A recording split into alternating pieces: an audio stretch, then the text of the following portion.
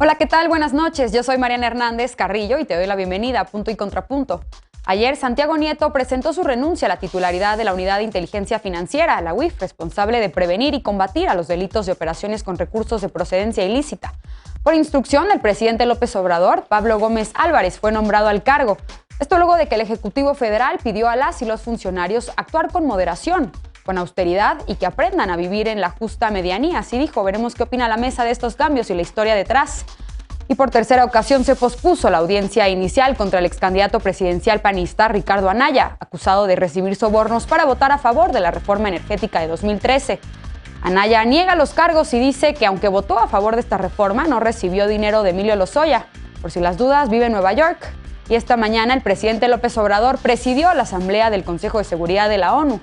En su discurso dijo que nunca en la historia de las Naciones Unidas se ha hecho algo sustancial en beneficio de los pobres y anunció un plan mundial de fraternidad y bienestar, esto para ayudar a 750 millones de personas que sobreviven con menos de $2 al día. ¿En qué consiste este plan? ¿Es viable? Veremos qué opina la mesa. Estos son los temas que discutiremos esta noche. No te vayas, que ya empieza Punto y Contrapunto.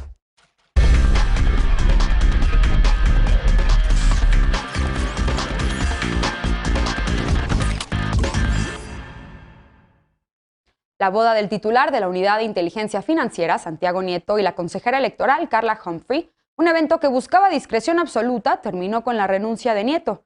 Pablo Gómez, un veterano de la política, llega en su lugar, siempre que la Cámara de Diputados lo apruebe. Veamos en contexto. El titular de la Unidad de Inteligencia Financiera, Santiago Nieto, renunció al cargo. La Presidencia de la República informó que por instrucciones del presidente López Obrador, el secretario de Gobernación, Adán Augusto López, dio posesión a Pablo Gómez como nuevo titular de la UIF. Con una larga trayectoria en la izquierda mexicana, el economista Pablo Gómez fue fundador del PRD y senador por ese partido. También ha sido diputado federal en 5 ocasiones. Como representante de Morena, en junio pasado, perdió la reelección frente a Gabriel Cuadri.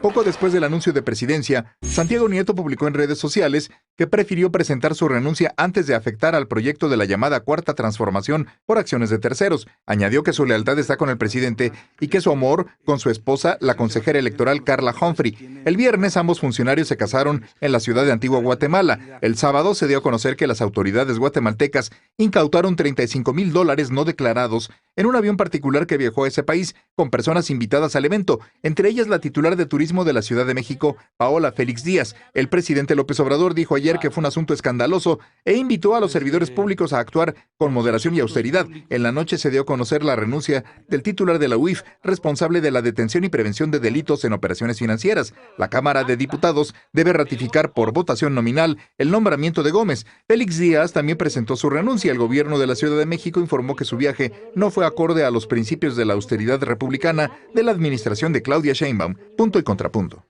La capital cultural de América. Primer tema de la noche, y para debatir nos acompaña Estefanía Veloz, abogada y feminista. Muy buenas noches, Estefanía, ¿cómo estás? Bienvenida.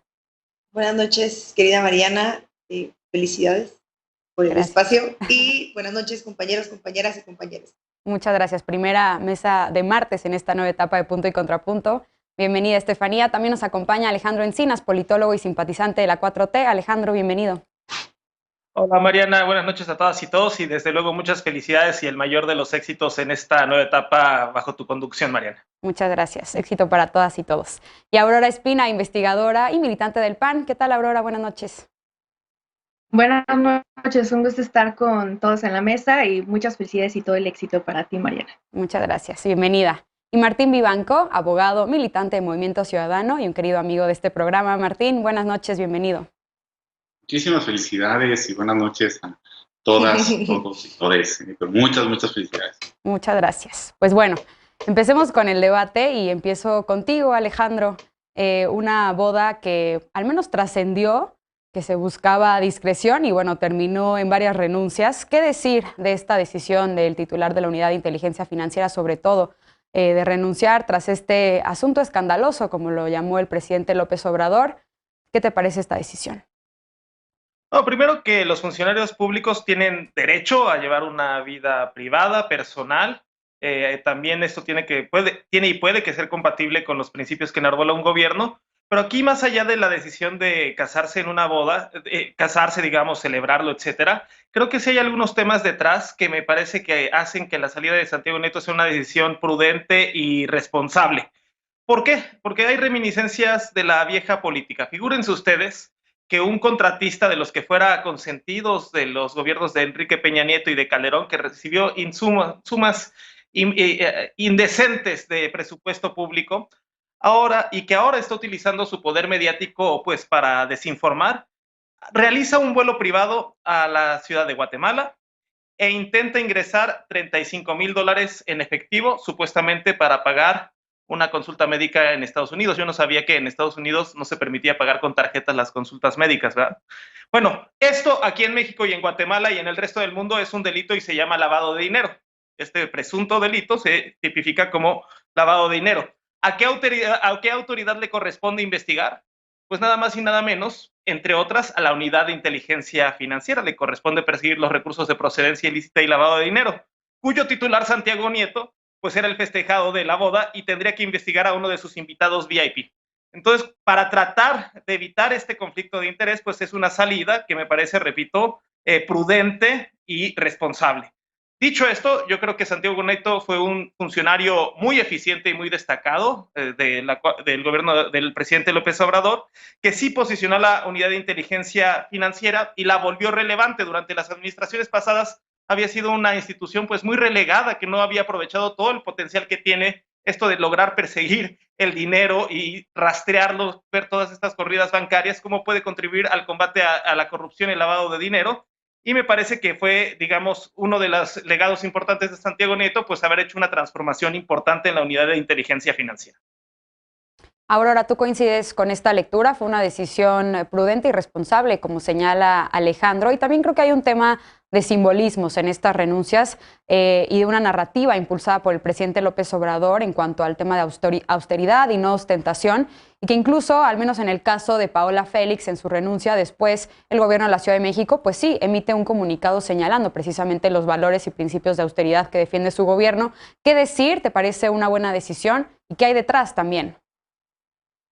Me parece en este caso que habla de la hipocresía y la falta de congruencia por parte de este gobierno, mientras que por un lado se ve una narrativa de aparente austeridad y de combate a la corrupción, pero por el otro lado estamos viendo cómo diversos funcionarios pues se comportan de distinta manera y nos habla también de esa doble vara para medir por parte del presidente, mientras que pues da esta renuncia de Santiago Nieto por esta cuestión de lo que sucedió el fin de semana con la cuestión de su boda, pero no se ha hecho nada, por ejemplo, con las 23 lujosas casas de Bartlett o con los billetes de Pío López o con las adjudicaciones directas, entre muchos otros elementos que parecen que no afecta tanto la corrupción como sí lo es la ostentosidad de las acciones que emprendan los funcionarios públicos, y eso me parece bastante incongruente. Por otro lado, creo que algo que falta poner sobre la mesa es que no se ha cuestionado a Paola Félix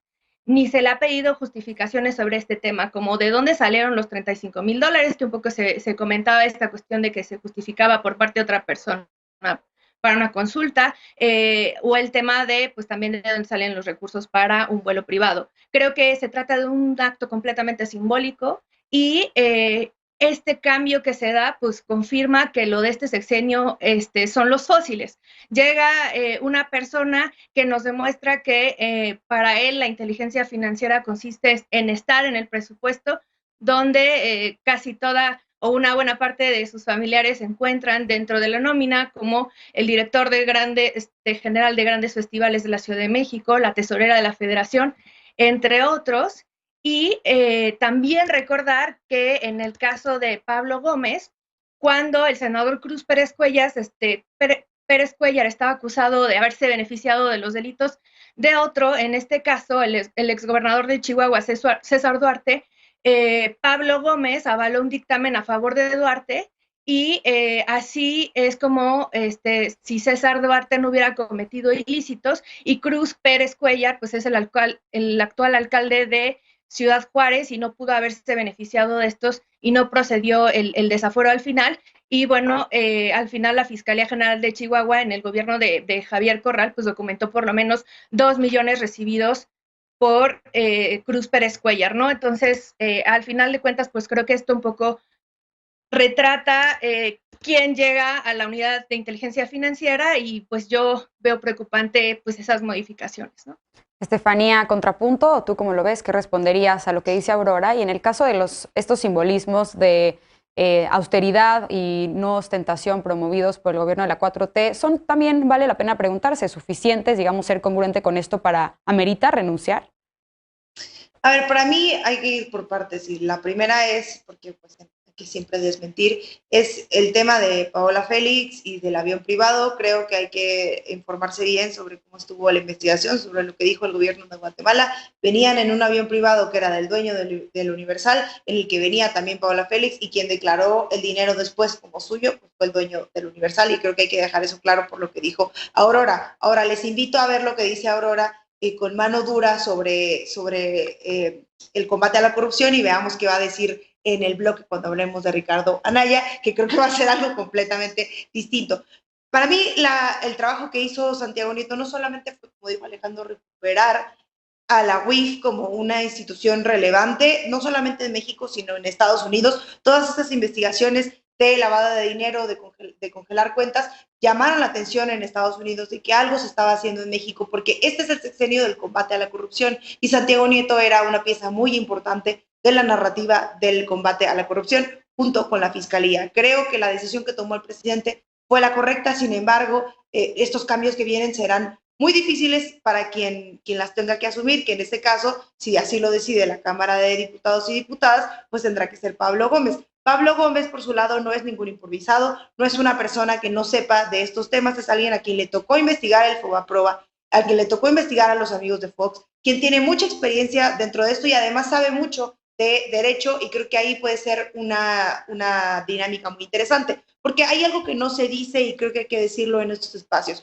Las instituciones no deben personalizarse, y la UIF, ya siendo rescatada en ese sentido por la administración, ya siendo bien representada por Santiago Nieto, tendrá que seguir ese mismo camino, tendrá que seguir el camino de la relevancia, tendrá que seguir el camino de las investigaciones, tendrá que dejar un cambio de estafeta muy claro para que se sigan esas investigaciones, y al final eso es lo que tendría que convocarnos a saber que la UIF queda en buenas manos y que seguirá, porque no depende de una sola persona, sino por un equipo completo que también se queda. Me parece desafortunado que se haga leña del árbol caído en ese sentido, porque la conversación no era si era una boda o no, sino un escándalo de un empresario que decidió viajar a un lugar en un avión privado y decidió asistir a una boda cuando, en mi gusto, no debió haber ido si esto había sucedido en la mañana. Pero me uno a lo que se han dicho en la opinión pública. Fue un excelente servidor público y yo solo espero que el movimiento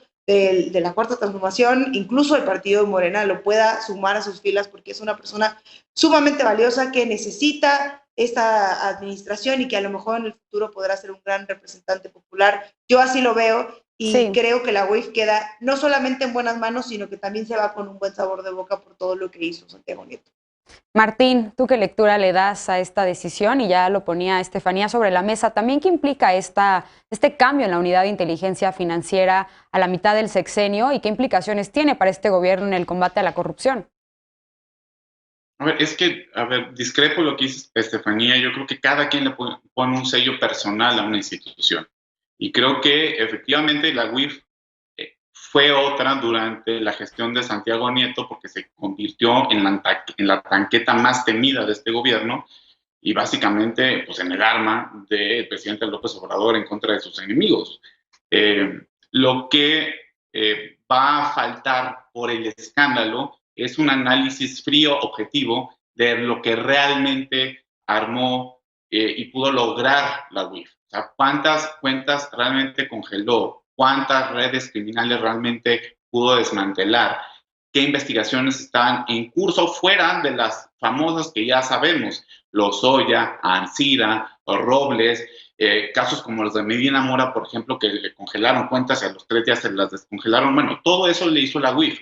Pero ojo, recordemos que hay 2 antecedentes. En primer lugar, por varias filtraciones en muchos editoriales, etcétera, sabemos que de una u otra manera Santiago Nieto tenía una agenda propia que no estaba gustando mucho al gobierno. Por el otro lado también, su pleito con Hertz era más que público. Y lo de Hertz lo traigo a colación porque él dijo que la UIF violaba el debido proceso, cosa que no es menor, y se la acusó de varias veces, de hecho lo hemos comentado aquí.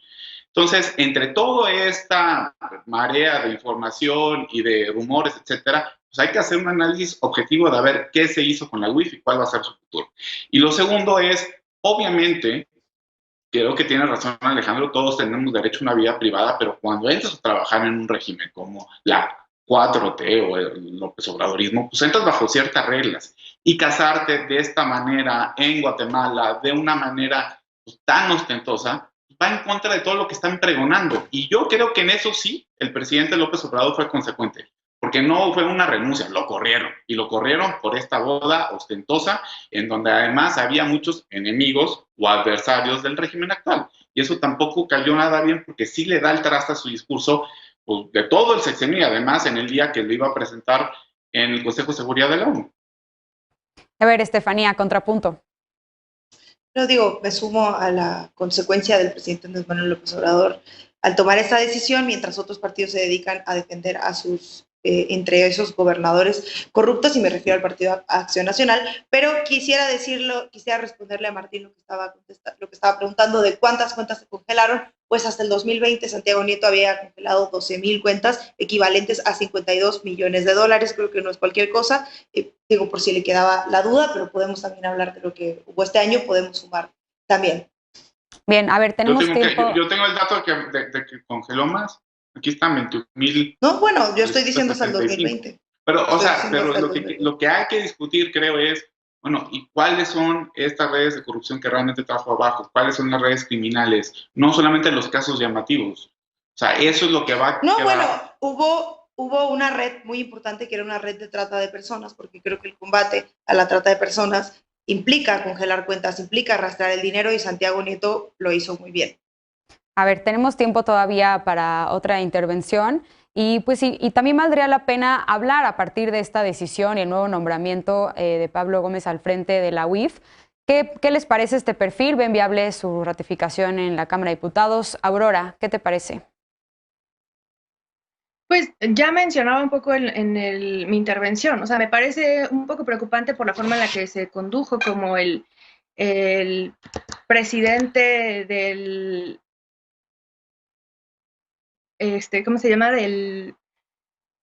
Bueno, de este proceso que se llevó a cabo en la Cámara de Diputados, de la sección instructora de la Cámara de Diputados, y que al final de cuentas, pues sí, preocupa un poco ver esta posibilidad de que el perseguido en su momento se convierta en el persecutor del régimen.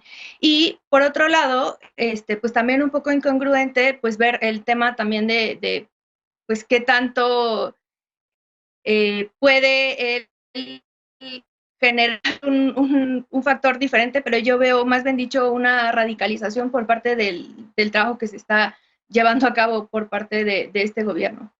Alejandro, ¿tú cómo ves este perfil para la UIF y también qué retos se enfrenta a la mitad del sexenio asumir este cargo? No, pues es un líder histórico de la izquierda, viene del movimiento del 68, Pablo Gómez, por cierto, no es familiar suyo la tesorera, es su expareja también, pobres, ya de bastantes décadas sabidas de su separación como para todavía seguir cargando esa cruz de esa parroquia, pues. Pero no, me parece que es una persona íntegra, firme, con mucha experiencia política y sobre todo en el ámbito parlamentario, entonces su principal desafío va a ser saltar de lo parlamentario, en donde ya tiene experiencia, como decía Estefanía, en temas como la comisión para investigar FOBAPROA y otros fideicomisos y casos de corrupción, pero ahora desde una perspectiva administrativa y del Ejecutivo, y es eso, o sea, las instituciones, pues los titulares van y vienen, pero abajo tienen que quedarse sembradas las capacidades institucionales, y yo esperaría que en la UIF no fuera una excepción a esto. Martín, ¿tú coincides con esto? No, yo creo que es un mundo en el que, con todo respeto, o sea, él no entiende, es algo totalmente técnico, fuera totalmente de la órbita legislativa, por mucha experiencia que tenga y por gran político que sea, pues en eso sí coincido con Estefanía. Creo que Santiago Nieto tenía una preparación, una capacitación que lo hacía muy solvente al frente de la UIF, y por eso pudo darle la prominencia que tuvo. Creo que, o sea, Gómez va a ser, o sea, no tiene el perfil para hacerlo, y que le va a costar un trabajo, la famosa curva de aprendizaje, que se le van a ir los 2 años que quedan efectivos de este gobierno, y ya vamos a estar metido en la sucesión. Espero equivocarme, me he equivocado y lo acepto, pero creo que no va a tener el mismo papel que tuvo con Santiago Nieto, porque además no nos olvidemos que también Santiago Nieto tenía impulsos personales, motivaciones personales para echarse al traste a todo el peñanietismo, a todo. Y Pablo Gómez a lo mejor tiene muchos fantasmas, pero ese fantasma no lo tiene ahorita, creo. Y vamos a ver también la relación entre la UIF y la Fiscalía General de la República. Adelante, Estefanía, para cerrar el bloque. Yo solo quiero confirmar que Martín se ha equivocado muchas veces en este espacio, en el caso de Lozoya. Quería sumarme, quería dar la razón. Vamos a discutirlo en el siguiente bloque, precisamente. Vamos a una pausa, porque la audiencia inicial de Ricardo Anaya ante el juez se pospuso por tercera vez. Será en enero cuando Anaya tenga que presentarse físicamente para enfrentar las acusaciones de cohecho, asociación delictuosa y lavado de dinero. Regresamos con este tema, punto y contrapunto, no te vayas.